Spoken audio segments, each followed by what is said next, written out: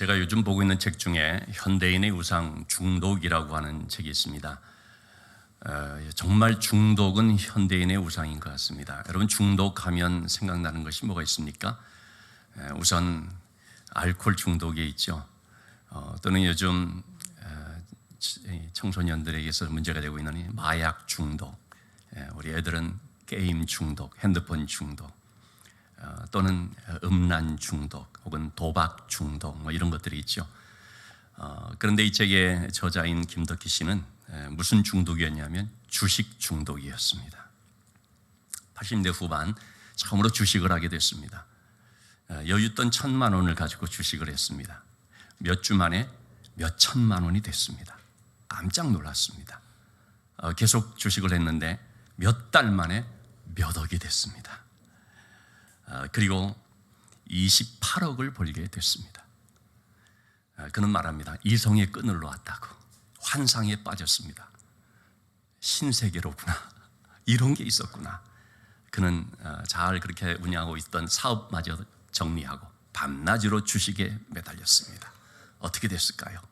그 결과 그는 2년 만에 가진 것 모두 다 잃고 엄청난 빚을 지고 자기의 부모님의 그런 땅, 논 것 다 말아먹고 자살 시도를 7번 했다고 합니다.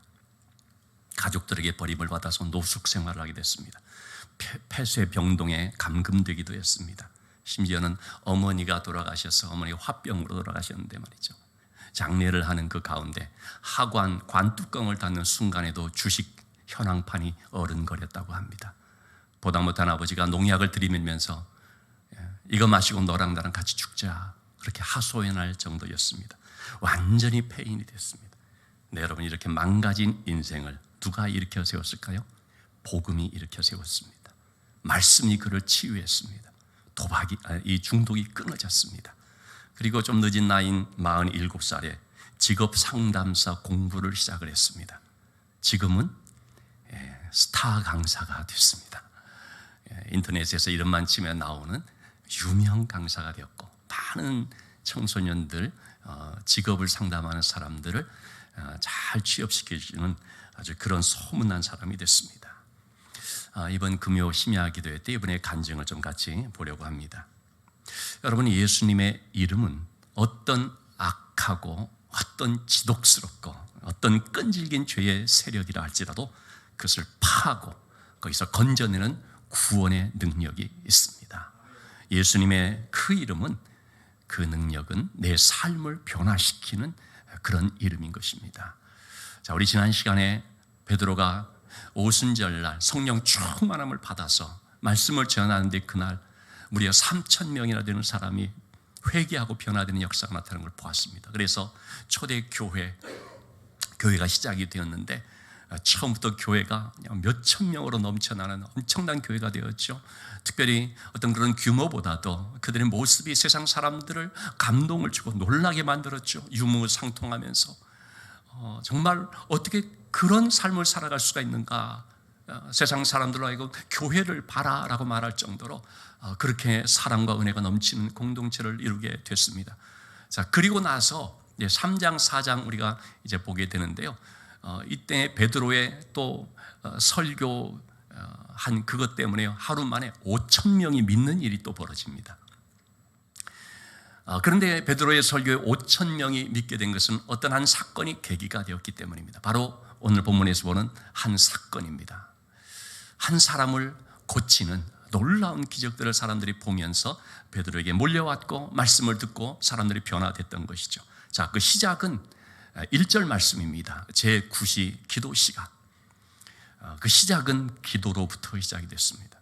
여러분, 모든 하나님의 역사는 기도로부터 시작이 됩니다. 기도하는 사람을 통해 이루어지고, 기도하는 그곳에서 이루어지고, 기도처를 찾는 가운데 또 이루어지는 거죠. 근데 여기서 우리가 한번 좀 짚고 넘어가야 할 것이 뭐냐면요, 여러분, 지금 제가 베드로에 대한 설명을 좀 했지 않습니까? 한 번 설교를 했더니 3,000명이 변화되는 놀라운 일이 일어나지 않습니까? 교회가 엄청나게 커졌지 않습니까? 그 예루살렘이라는 좁은 도시에서 이 베드로의 이름이 얼마나 유명해졌겠습니까? 여러분, 이렇게 사람들이 유명해지고 또는 교회가 커지고 뭐가 잘 되고 그러면요, 어떻게 되기 쉽습니까? 자칫 방심해지기 쉽습니다. 안일해지기 쉽습니다. 교만해질 수도 있습니다. 그러면 기도했던 사람이요, 기도가 약해지는 경우들이 많습니다. 간절하게 주님을 의지하며 매달렸던 사람이 신앙이 느슨해지고 또는 안일에 빠질 수도 있습니다. 그런데 베드로에게 있어서 참 훌륭한 점은 바로 이 부분인 것이죠. 그런 인기, 어떤 그런 교회가 커지는 이런 것에 전혀 미동도 하지 않고 그는 여전히 기도하는 삶을 지켰다는 것이죠. 여전히 기도하기 위해서 하나님 앞에 엎드렸다는 것입니다. 자신의 부족함을 알기 때문에, 하나님의 은혜가 안 이루고서는 안 된다는 것을 알기 때문에, 그래서 그는 정해진 이 기도의 시간을 지키면서 성전으로 나온 것입니다. 그러면서 한 사람을 만나게 되었던 것이죠. 그가 누구였습니까? 2절 말씀 보니까 나면서부터 걷지 못하게 된 사람입니다. 우리가 4장 말씀을 보면요, 이 사람이 나이가 40여세였다라고 성경은 말하고 있습니다.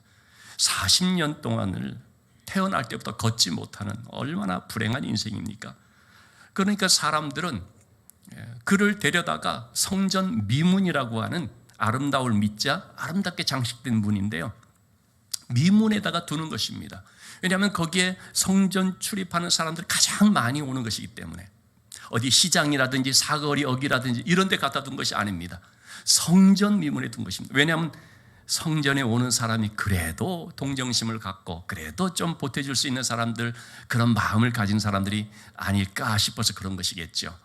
우리 설린교회 앞에다가 이렇게 딱 앉혀두면서, 그래서 오는 사람들 좀 한 푼 주십시오라고 하는 것과 좀 비슷할지도 모르겠습니다. 어쨌든 성전 문에다가 딱 앉혀두고 거기서 구걸하게 했습니다. 그러니까 이 성전 미문은요, 이 걷지 못하는 사람의 평생 직장이 된 것입니다. 항상 출퇴근하는 거죠. 물론 사람들이 데려다주고 또 데려가고 했겠죠.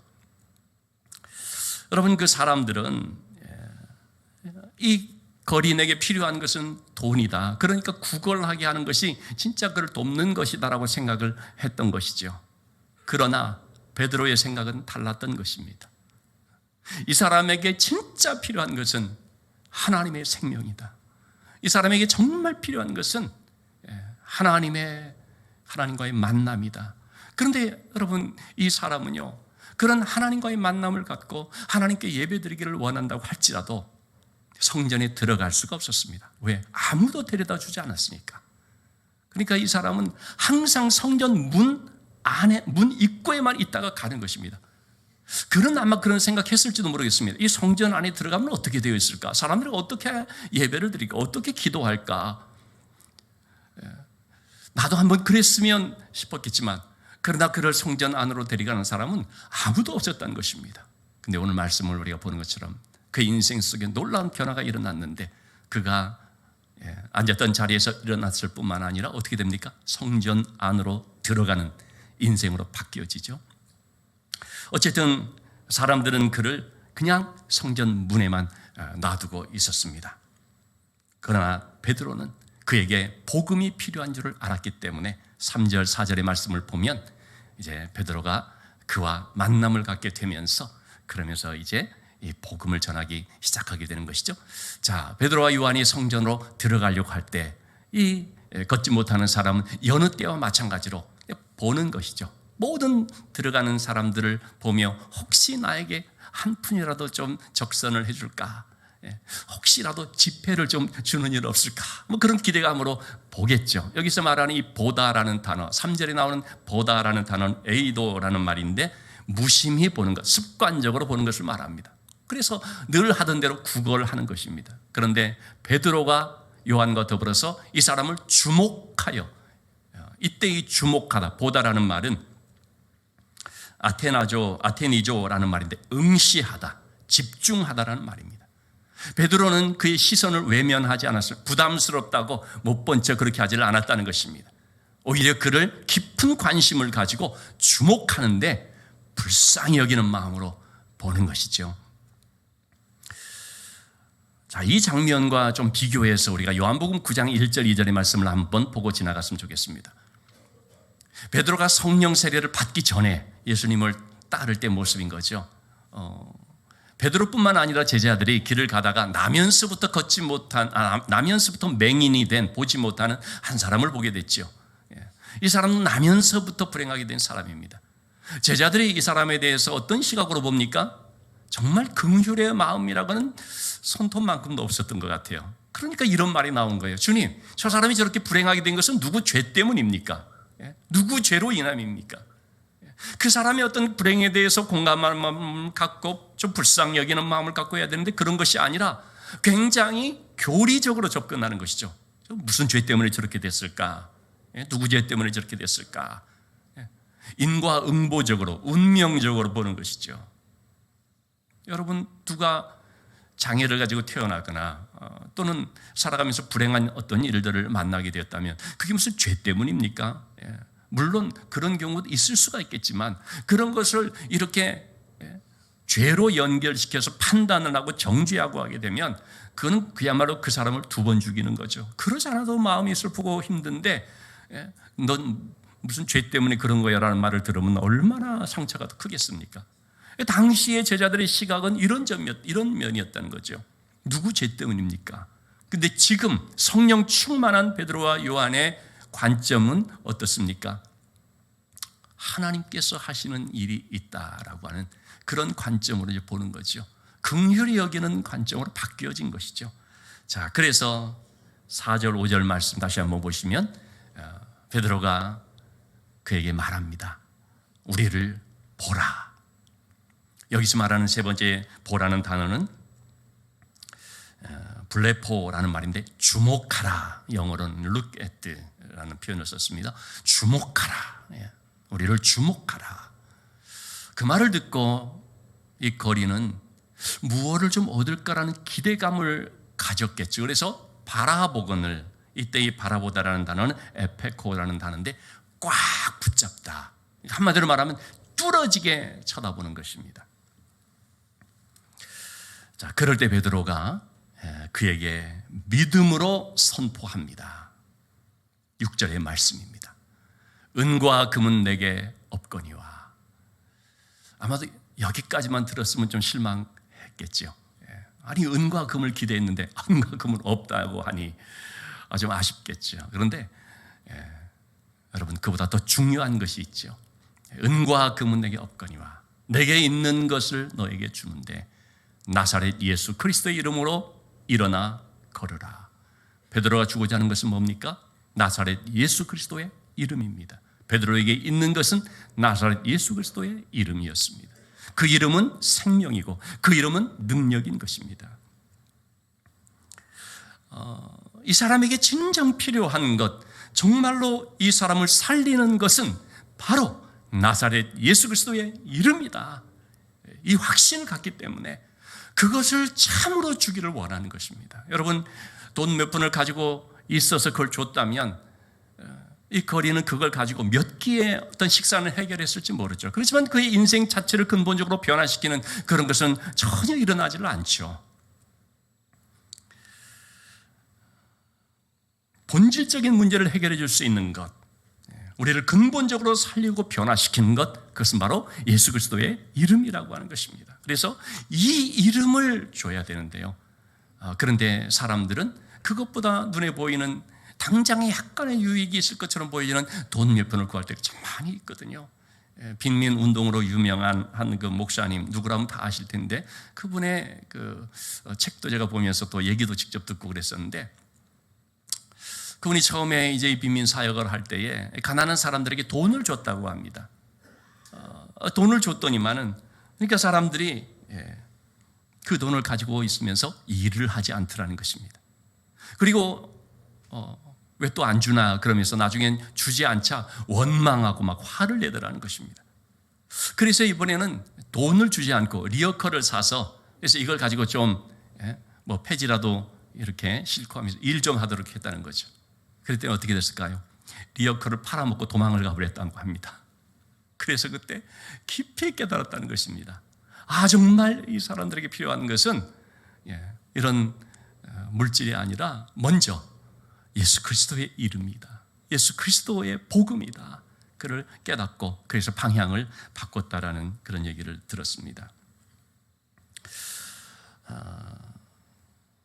교회는 예수 그리스도의 이름에 관심을 가져야 되죠. 교회는 물론 돈도 필요합니다. 그러나 돈, 이 은과 금에 더 관심을 갖고 더 집착하는 순간 어떤 일이 벌어질까요? 예수 그리스도를 잃어버립니다. 예수 그리스도의 능력이 나타나지 않고 예수 그리스도의 생명이 상실되는 것입니다. 유명한 에피소드가 있는데요. 중세시대 때 교황인 이노센트 3세와 당시에 최고의 교부 철학자로 알려진 토마스 아퀴나스, 이 두 사람이 이제 좀 대화를 하게 되는데, 교황청 발코니에서 대화를 하는 중에 그때 유럽의 각 교회들에서 속속들이 도착하는 묵직한 헌금 주머니들이 쌓여지더라는 것입니다. 그걸 보고서 교황이 토마스 아퀴나스에게 이렇게 얘기했다는 것입니다. 보세요, 선생. 베드로 사도는 은과 금은 내게 없거니와 이렇게 말을 했었는데, 지금은 하나님의 은혜로 우리가 교회가 금은 보화가 넘쳐나고 있습니다. 참 그때 중세 가톨릭 교회는 돈 엄청났죠. 얼마나 많이 거둬들였는지 모르죠. 그때 이 말을 들은 토마스 아퀴나스가 이렇게 말을 했다는 것이죠. 교황님, 맞습니다. 그런데 그 대신에 교회는 성전 미문에서 구걸하던 거인을 이렇게 세우던 나사렛 예수 그리스도의 이름과 권능은 잃어버렸지 않습니까? 돈은 쌓였는데 예수 그리스도의 이름은 잃어버리고 그 권능은 잃어버렸다는 것이죠. 토마스 아퀴나스는 이렇게 얘기를 했습니다. 교회는 이제 돈도 많고 건물도 많고 땅도 많고 성직자도 많다. 아예 성당 바닥을 은금으로 다 그냥 깔아버리고 도배를 했다. 그런데 왜 초대교회의 그 능력은 지금 이 시대에 나타나지를 않는 것인가? 그것은 바로 우리에게 예수 그리스도가 없기 때문이다. 굉장히 날카로운 지적이죠. 여러분, 은금은 있는데 예수가 없으면 어떻게 됩니까? 능력을 상실하는 것입니다. 그것은요, 예나 지금이나 마찬가지인 거죠. 우리가 돈이 좀 있으면 더 이상 주님을 잘 찾지 않는, 그 돈을 의지하면서 주님께 간절한 기도를 하지 않는, 오히려 그 돈 때문에 타락해버리는 모습들을 많이 보게 됩니다. 여러분, 아무리 많은 것들을 우리가 소유하고 있다 할지라도요, 예수 그리스도 이름을 잃어버리면요, 어떤 은혜로운 역사가 나타나지는 않습니다. 그러나 아무리 우리가 뭐가 좀 부족하다고 없다 할지라도요, 예수 그리스도의 이름을 붙잡고 그 이름의 능력을 힘입어 기도하면서 나가면 반드시 거기에 하나님의 놀라운 은혜 역사가 나타나는 것입니다. 예수의 이름이 능력이고, 예수의 그 이름이 죽은 자를 살리고, 예수의 그 이름이 넘어진 자를 일으키고 삶을 변화시키는 것이죠. 그렇기 때문에 베드로는 남에서부터 걷지 못하는 이 사람에게 예수 그리스도의 이름으로 담대하게 선포를 하는 것이죠. 예수 그리스도의 이름으로 명하노니 일어나 걸어라. 말만 하고 끝나지 않았습니다. 그는 7절 8절의 말씀에 직접 그의 손을 잡아 일으켜서 그로 하여금 힘을 얻게 하는 거죠. 그러자 그가 발과 발목이 힘을 얻고 뛰어서서 걸으며 그들과 함께, 이 사도들과 함께 성전으로 들어가는 것입니다. 들어가고 싶었지만 한 번도 들어가 볼 수 없었던 곳, 바로 그 성전 안을 향하여 들어가는데, 왜 들어갔습니까? 구경하기 위해서였습니까? 보니까 이렇게 생겼구나 보려고 했습니까? 그거 아니죠. 하나님을 찬송하니라. 성전으로 뛰어 들어가는 삶이 돼야 되고 하나님을 찬송하는 삶이 돼야 되는 거죠. 여러분, 이 사람은 걷게 되자 가장 먼저 한 것이 평소에 즐기고 싶었던 죄를 짓는 길로 간 것이 아니었습니다. 그런 사람들도 가끔 있지요. 하나님께서는 정말 놀라운 은혜로 고쳐주셨더니 그걸 가지고서 죄 짓는 쪽으로 가버리는 일들이 있죠. 그러나 이 사람은 받은 그 은혜로 인하여서 성전으로 뛰어들어가며 하나님을 찬양하는 인생이 될 수 있었던 것입니다. 9절 10절의 말씀을 보면 모든 백성들이 그 모습을 보게 됐습니다. 이 사람이 성전문에 앉아서 구걸하는 사람이라는 것 모르는 사람이 없는 거죠. 왜? 다 드나들면서 봤으니까. 바로 그 사람이 일어나 걷는 것을 보게 되었고, 그리고 또한 그 사람이 하나님을 찬송하는 것을 보게 된 것이죠. 그러자 심히 놀랍게 여기며 놀라니라. 놀랄 뿐이었습니다. 여러분, 이러한 하나님의 역사를 보게 되면 세상 사람들은 놀라기만 하는 것이죠. 놀랄 수밖에 없습니다. 오늘 주보에 사람이 좌절된 교회라는 그 책의 내용을 제가 좀 실었습니다. 1907년 평양 대부흥으로 인한 그런 놀라운 하나님의 역사에 대한 기록입니다.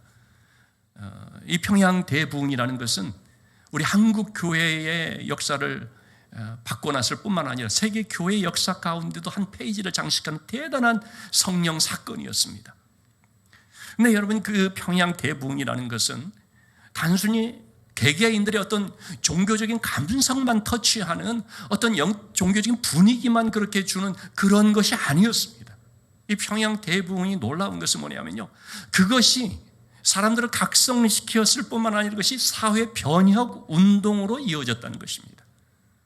이러한 한 교회를 통해서 일어난, 그래서 수많은 사람들이 몰려 들어오면서 회개하고 그리고 이 은혜를 받으면서 변화된 그 모습을 통해서요, 그 당시에 우리 1907년이니까 구한 말이지 않습니까? 우리 사회의 그런 모든 잘못된 것들을 막 이제 깨우치는 그런 대각성 운동이 일어난 것이죠. 술, 담배 끊고요, 도박을 끊고요, 축첩하는 거 그거 버리고요. 우리가 정말 이렇게 살아서는 안 돼. 이렇게 사니까 나라가 망하지 않았느냐? 이래서 안 된다라고 하는 대각성들이 일어나고요. 그리고 단순한 어떤 계몽이 아니고요, 사람들이 심령을 깨움으로써, 그러면서 거기에서 그 교회에서 배출된 일꾼들을 통해서 3.1운동의 그런 일꾼들도 세워지고요, 독립투사들도 세워지고요, 독립운동을 지원하는 그런 많은 사람들, 기업가들도 막 세워지고요, 이런 엄청난 일들이 일어났다는 것이죠. 이것이 바로 뭐냐면 하나님께서 행하신 놀라운 일이고, 그것을 보는 사람들은 그냥 놀랍게 여길 뿐인 것입니다. 오늘 주보에도 몇 사람의 사례를 실었습니다마는, 순한 박인식 씨는 종들을 속량해서 딸을 삼았다는 것입니다. 종이었는데 자기가 예수 믿고 변화되니까 주님이 나의 죄를 속량해 주셨으니까, 그러니까 내가 이 종을 데리고 어떻게 살 수가 있냐, 그래서 그를 딸로 삼았다는 것이죠.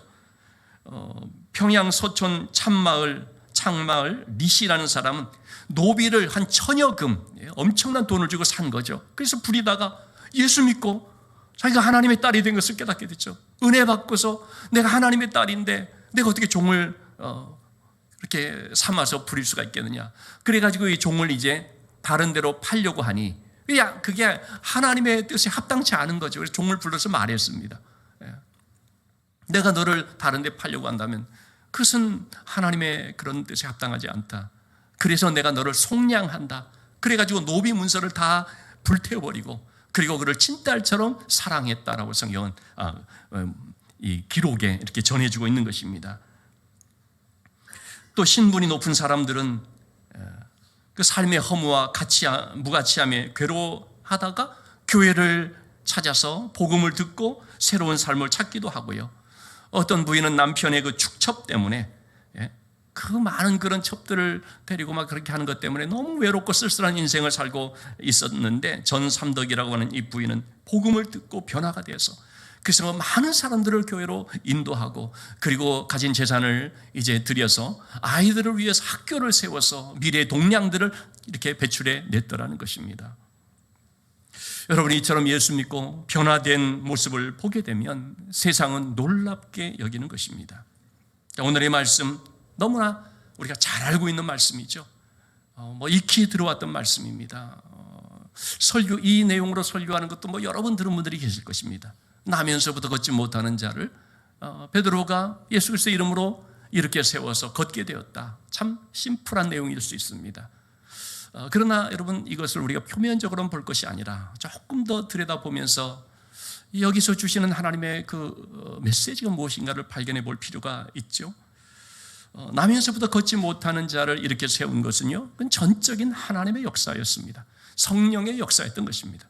베드로가 한 것이 아니라 베드로를 통해서 성령께서 하신 일이었습니다. 그럼 하나님께서는 왜 베드로를 통해서 이러한 일들을 행해 주셨는가?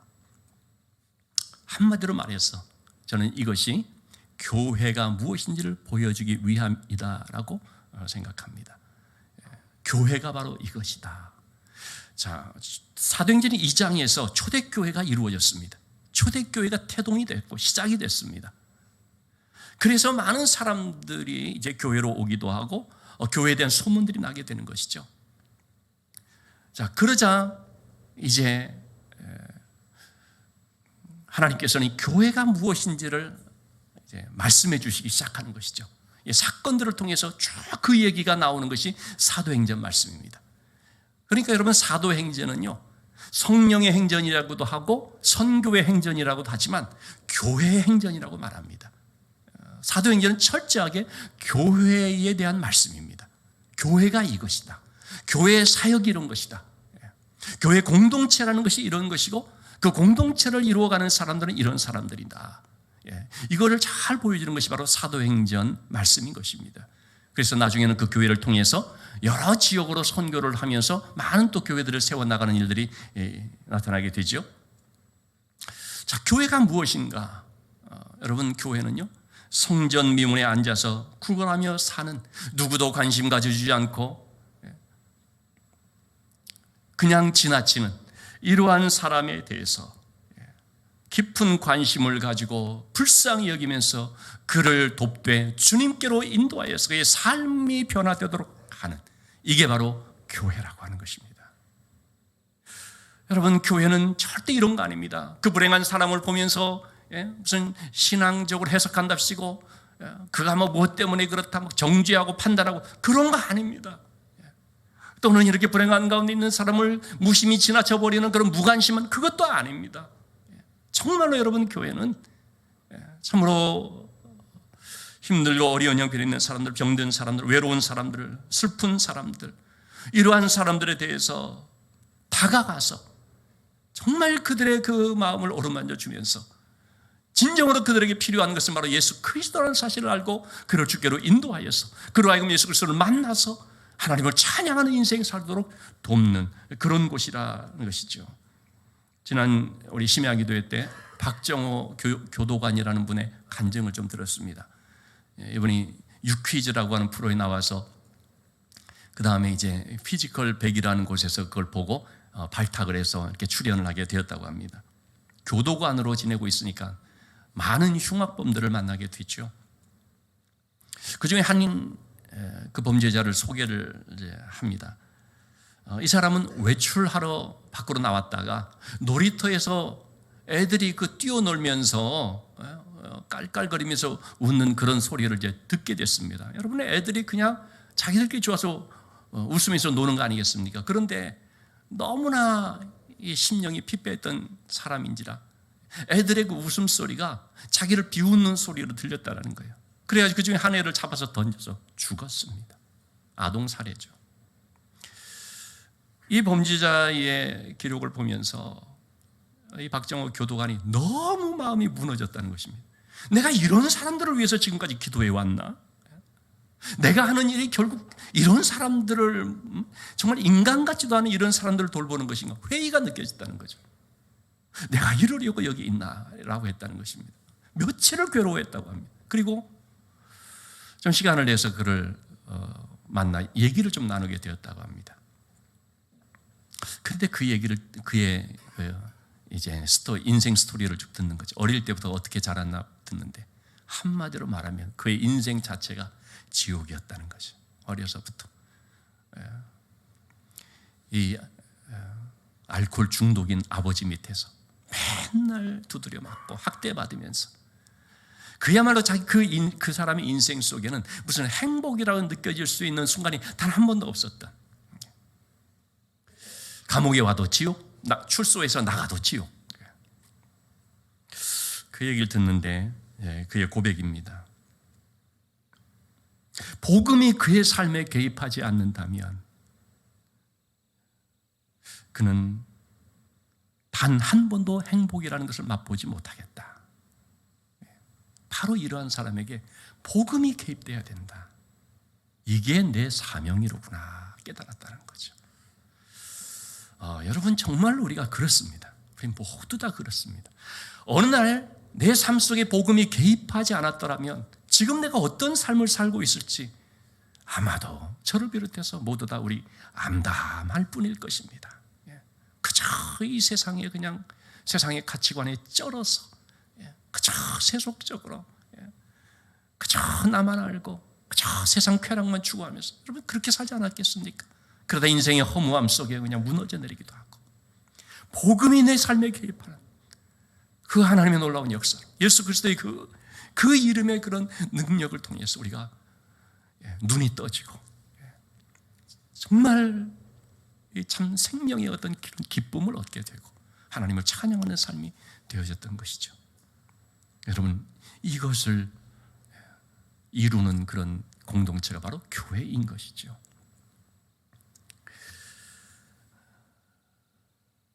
우리는 어떤 의미에서 보면요, 성전문에 앉아서 구걸하며 그럭저럭 지낼 수밖에 없었던 자와 똑같다고 할 수 있습니다. 성전 문 앞에까지 왔는데요, 한 번도 성전 안으로 들어가 보지 않은, 그냥 구걸하며 사는 인생, 내 힘으로 아무것도 할 수 없는 인생. 한편으로 그것은 또 당시에 이 사도들이 있었던 당시에 그 백성들의 종교적인 모습과도 같다고도 할 수 있습니다. 자기들 딴에는 뭐 성전에 들어가서 뭐 하나님께 기도도 하고 뭐 제사도 드린다고 했지만 그들의 그 신앙의 모습은 어땠습니까? 너무나 무미건조한 신앙이었습니다. 아무런 기쁨도 감사도 감격도 없는 습관적인, 그냥 율법적인.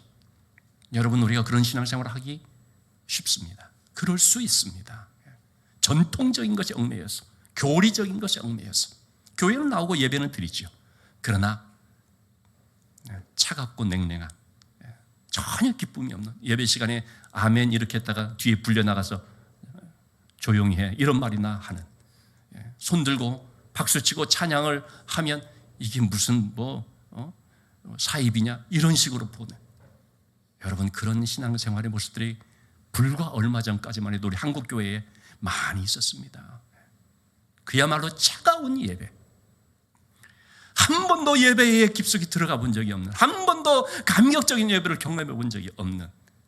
여러분, 혹시 A Few Good Men이라고 하는 영화를 보신 분이 있습니까? 톰 크루스 주연의 아주 예전에 했던 영화죠. 제가 그 장면 인상적인 것이 이것입니다. 변호사인데요, 한 번도 법정에 들어가 본 적이 없습니다.